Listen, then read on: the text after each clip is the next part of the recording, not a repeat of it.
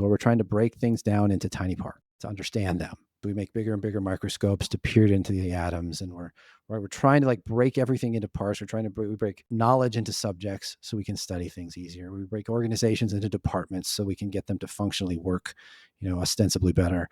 So we've been on this track for the last few hundred years to break everything into component parts. And this is inherently a very mechanical way of understanding the world. It's a very machine-like view of things where if we can just take apart the clock, we can understand all the component pieces of the clock and then put it back together. It's really, by and large, is the way we see many, many things in the world, not just humans, right? We see economics in this way, right? Where we try to reduce our understanding of the economy to these component parts. And we think that consumers are going to behave rationally, of course, which of course we don't. And right. So there's all this kind of like reductionistic philosophy all over the place, all over our society, all over our governments, all over our worldviews. And I would encourage people today to take a broader view of this, understanding that the machine metaphor, while helpful to a point, I think we've reached pretty much the end of what that metaphor can teach us. And this is kind of the point I'm making in the book too,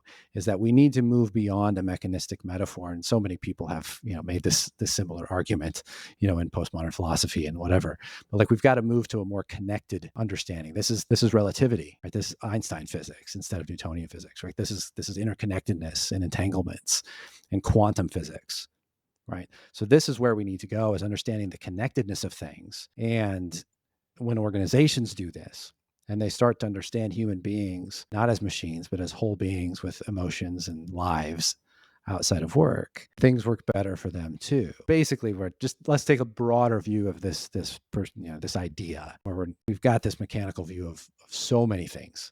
And we really should move to a more kind of organic, biological, interconnected view of how the world actually works. And our systems need to start reflecting that. Oh, that makes so much sense. And I love how you frame this as kind of a mindset shift, not just a process change.